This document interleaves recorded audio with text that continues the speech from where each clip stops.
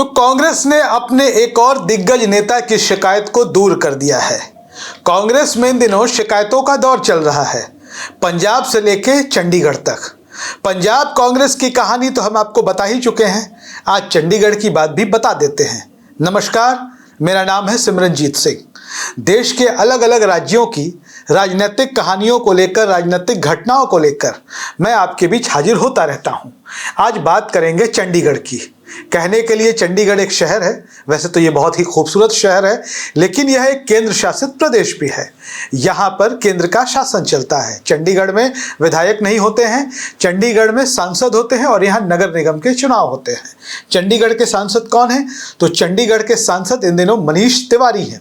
मनीष तिवारी कांग्रेस के बड़े जाने माने पुराने नेता हैं। ऐसे नेता हैं जिनका सफर एनएसयूआई और यूथ कांग्रेस के रास्ते शुरू हुआ है। वो 3 बार लोकसभा के सांसद भी रहे हैं, मनमोहन सिंह की सरकार में मंत्री भी रहे हैं। बीते कुछ दिनों से मनीष तिवारी की नाराजगी की खबरें आ रही थी। जब पंजाब में कांग्रेस ने अलग अलग कमेटियों का गठन किया तो मनीष तिवारी थोड़े नाराज दिखाई दिए। उन्होंने सोशल मीडिया पर पोस्ट कर दिया और बहुत सारी बातें कही, जिससे ये अंदाजा लगाया जाने लगा कि मनीष तिवारी पंजाब में जो कमेटियों का गठन हुआ है उससे खुश नहीं है, संतुष्ट नहीं है। हालांकि उससे संतुष्ट तो चरणजीत सिंह चन्नी भी नहीं थे और कांग्रेस के पंजाब के दूसरे नेता भी नहीं थे। तो उनकी नाराजगी तो समय समय पर सामने आ ही रही है और खबरों का बाजार सजा हुआ है। खैर, बात कर लेते हैं मनीष तिवारी की। कांग्रेस ने मनीष तिवारी की शिकायतों को दूर कर दिया है। पंजाब की कमेटियों में उनको जगह तो नहीं मिली कांग्रेस की, लेकिन उनको चंडीगढ़ की कमेटियों में प्रमुख स्थान दे दिया गया है। और आपको बता दें कि कांग्रेस के राष्ट्रीय अध्यक्ष मल्लिकार्जुन खड़गे ने जिस सूची को मंजूरी दी है चंडीगढ़ को लेकर के, तो उसमें 2 कमेटियों में मनीष तिवारी का नाम सबसे पहले है। एक तो है कांग्रेस का पॉलिटिकल अफेयर्स कमेटी जो होती है, और दूसरा प्रदेश इलेक्शन कमेटी। इन दोनों कमेटियों में मनीष तिवारी का नाम पहले नंबर पर है। हालांकि चंडीगढ़ से कांग्रेस के पूर्व सांसद और पूर्व केंद्रीय मंत्री पवन कुमार बंसल, वो भी कांग्रेस के दिग्गज नेता हैं और कांग्रेस के तपे तपाए नेता है। उनका नाम तो पॉलिटिकल अफेयर्स कमेटी में है, लेकिन प्रदेश इलेक्शन कमेटी में पवन कुमार बंसल का नाम नहीं है। और बता दें कि जब मनीष तिवारी की नाराजगी की खबरें आई, उसके बाद चंडीगढ़ में प्रधानमंत्री नरेंद्र मोदी का कार्यक्रम हुआ। इस कार्यक्रम के दौरान मनीष तिवारी और नरेंद्र मोदी आपस में बातचीत करते हुए, ठहाका लगाते हुए दिखाई दिए और ऐसी तस्वीरें सामने आई कि लगा कि कोई बहुत गंभीर विमर्श उन दोनों के बीच हो रहा है। हालांकि इसमें कोई बुरी बात नहीं है, एमपी और पीएम के बीच में तो विमर्श होना ही चाहिए। चंडीगढ़ के सांसद हैं मनीष तिवारी और वहां पर प्रधानमंत्री का कार्यक्रम लगा था, तो प्रधानमंत्री से तो सांसद को बात करनी ही चाहिए और इसमें कोई नई बात नहीं है। लेकिन आजकल देश में अटकलों पर बाजार गर्म हो जाता है, अटकलों पर खबरें बननी शुरू हो जाती है, तो मनीष तिवारी की भी खबरें आई। फिर बता दें कि वैसे तो कांग्रेस ने मनीष तिवारी को बहुत कुछ दिया है समय समय पर, लेकिन दर्द उनका बार बार छलक जाता है। कांग्रेस जो दे सकती थी उसने मनीष तिवारी को दिया है। आपको बता दें कि मनीष तिवारी पंजाब के लुधियाना के रहने वाले हैं और 1981 से उनका सियासी सफर कांग्रेस के साथ शुरू होता है। 1981 में वो एनएसयूआई ज्वाइन करते हैं, जो कांग्रेस का छात्र संगठन है, national students union of India. इसके बाद 1988 में वो एनएसयूआई के राष्ट्रीय अध्यक्ष बन जाते हैं। वो दौर था जब कांग्रेस की पूरे देश में एक अलग तरीके की धाक थी, देश की सबसे बड़ी पार्टी थी और एनएसयूआई देश का सबसे बड़ा छात्र संगठन था। मनीष तिवारी एनएसयूआई के राष्ट्रीय अध्यक्ष रहे 1988 से 1993 तक। उसके बाद इंडियन यूथ कांग्रेस यानी कि कांग्रेस की युवा इकाई के राष्ट्रीय अध्यक्ष बने मनीष तिवारी 1998 से 2000 तक। उसके बाद वो कांग्रेस के प्रवक्ता के तौर पर भी दिखाई देते थे और वो दौर था जब प्रवक्ताओं की बड़ी इज्जत हुआ करती थी। फिर उसके बाद संबित पात्रा और प्रेम शुक्ला टाइप प्रवक्ताओं का दौर आ गया, लेकिन मनीष तिवारी जैसे लोग पढ़े लिखे प्रवक्ता रहते थे, बड़ी मजबूती के साथ और गंभीरता के साथ अपनी बात रखते थे और विपक्ष पर हमला भी करते थे तो बड़ी संजीदगी के साथ करते थे कि लोग उनको सुना करते थे। खैर, आपको बता दें कि उसके बाद 2009 में उन्होंने चुनावी राजनीति में कदम रखा। 2009 में लुधियाना से वो सांसद बने मनीष तिवारी। आपको बता दें 2019 में वो पंजाब की ही आनंदपुर साहिब सीट से सांसद बने।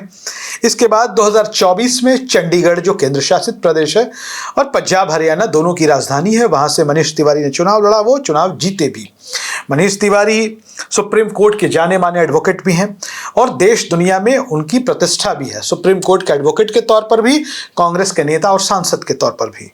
डॉक्टर मनमोहन सिंह की सरकार के दौरान 2012 से 2014 तक वो सूचना प्रसारण विभाग के मंत्री रहे, राज्य मंत्री रहे, स्वतंत्र प्रभार, यानी कि पूरी जिम्मेदारी सूचना प्रसारण मंत्रालय की मनीष तिवारी के पास थी। हालांकि आपको बता दें कि 2012 से 14 के दौर में जब वो सूचना प्रसारण मंत्री थे तो वही दौर था कि इस देश की मीडिया ने कांग्रेस के खिलाफ मोर्चा खोल दिया था।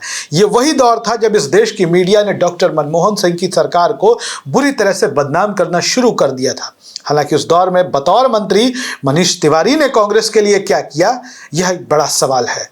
कांग्रेस ने तो उनको बहुत कुछ दिया, लेकिन मनीष तिवारी ने कांग्रेस को क्या कुछ दिया, यह एक अलग चर्चा का विषय है। खैर, आपको बता दें कि जिस तरीके से मल्लिकार्जुन खड़गे ने मनीष तिवारी को ताकत दी है चंडीगढ़ में, उससे मनीष तिवारी की ताकत बढ़ी है। आपको बता दें कि पॉलिटिकल अफेयर्स कमेटी है, उसमें मनीष तिवारी सांसद के रूप में और पवन कुमार बंसल पूर्व सांसद के रूप में। प्रदेश इलेक्शन कमेटी, उसमें भी मनीष तिवारी का नाम है। आपको बता दें कि 8 सदस्यों की पॉलिटिकल अफेयर्स कमेटी है और 16 सदस्यों वाली प्रदेश इलेक्शन कमेटी है। पहले वाली कमेटी में, यानी कि पॉलिटिकल अफेयर्स कमेटी, जो बड़ी मजबूत कमेटी मानी जाती है कांग्रेस में, उसमें तो मनीष तिवारी के साथ पवन बंसल भी हैं, लेकिन प्रदेश इलेक्शन कमेटी में पूर्व सांसद चंडीगढ़ के पवन कुमार बंसल का नाम नहीं है। इसे लेकर चर्चाओं का, अटकलों का बाजार चंडीगढ़ में गर्म है और कांग्रेस के भीतर भी अब लगातार चर्चा चल रही है कि एक तरीके से मनीष तिवारी को कांग्रेस ने मजबूती दे दी है। मल्लिकार्जुन खड़गे राष्ट्रीय अध्यक्ष ने उनकी ताकत को बढ़ा दिया है। आपको बता दें कि प्रदेश चुनाव समिति क्या होती है। दरअसल प्रदेश चुनाव समिति का सीधा कनेक्शन उम्मीदवारों के चयन में होता है, टिकट वितरण में होता है और चुनाव के लिए रणनीति बनाना होता है। चंडीगढ़ में नगर निगम के चुनाव होंगे दिसंबर 2026 में और आपको बता दें कि 35 सीटें हैं, लगभग 7 लाख वोटर हैं चंडीगढ़ नगर निगम के तहत, जो अपने 35 पार्षदों का चुनाव करते हैं। उसके बाद चंडीगढ़ का मेयर चुना जाता है। आपको बता दें कि चंडीगढ़ टेरिटोरियल कांग्रेस कमेटी अब एक तरीके से उसके मुखिया तो नहीं कह सकते, मुखिया अध्यक्ष को ही कहते हैं, लेकिन ये कह सकते हैं कि उसकी निगरानी, संरक्षक मनीष तिवारी ही होंगे। आपको पिछले चुनाव का पूरा नतीजा बता देते हैं। दरअसल पिछली बार चंडीगढ़ नगर निगम जब चुनाव हुए तो कांग्रेस तीसरे नंबर पर थी सीटों के मामले में, लेकिन वोटों के मामले में कांग्रेस नंबर 1 थी। आपको बता दें कि 35 सीटों में से आम आदमी पार्टी को 14 सीटें मिली थी, बीजेपी को 12 सीटें मिली थी, कांग्रेस को 8 सीटें आई थी और श्रोमणी अकाली दल को भी 1 सीट आई थी। कुल मिलाकर त्रिकोणीय मुकाबला था। ये बात हमने सीटों की कर ली। अब वोट प्रतिशत की बात अगर कर ले तो कांग्रेस सबसे आगे थी। वोट प्रतिशत के मामले में कांग्रेस को 29.79%, लगभग 30% वोट कांग्रेस को मिले थे वोटों के मामले में। दूसरे नंबर पर बीजेपी थी, बीजेपी को 29.30% वोट मिले थे, जबकि आम आदमी पार्टी को महज 27% से कुछ ज्यादा वोट मिले थे। तो कांग्रेस वोट प्रतिशत के मामले में पहले स्थान पर रही, लेकिन सीट कांग्रेस को सिर्फ 8 आई थी। इस बार कांग्रेस हर हाल में चंडीगढ़ में अपना मेयर बनाना चाहती है और चंडीगढ़ में कांग्रेस का माहौल भी बहुत बढ़िया है। मनीष तिवारी, पवन कुमार बंसल जैसे लोग, सांसद और पूर्व सांसद, अगर एकजुट हो जाएं और ये ठान ले कि हमें चंडीगढ़ में इस बार कांग्रेस को जीत दिलानी है, तो बेहद रास्ता आसान हो सकता है। लेकिन यहाँ 2 चीजें हैं। मनीष तिवारी को एक तो कांग्रेस पार्टी के राष्ट्रीय अध्यक्ष ने सम्मानित कर दिया है उनकी ताकत को बढ़ाकर। दूसरी तरफ पवन कुमार बंसल को सिर्फ एक कमेटी में जगह देना, मतलब कि पॉलिटिकल अफेयर्स कमेटी में देना और प्रदेश इलेक्शन कमेटी में नहीं देना, यह बताता है कि पवन कुमार बंसल की पकड़ कांग्रेस में और चंडीगढ़ की राजनीति में धीरे धीरे फिसलती जा रही है उनके हाथ से। आप इस विषय पर क्या सोचते हैं? अपनी राय कमेंट बॉक्स में जरूर लिखिए। धन्यवाद।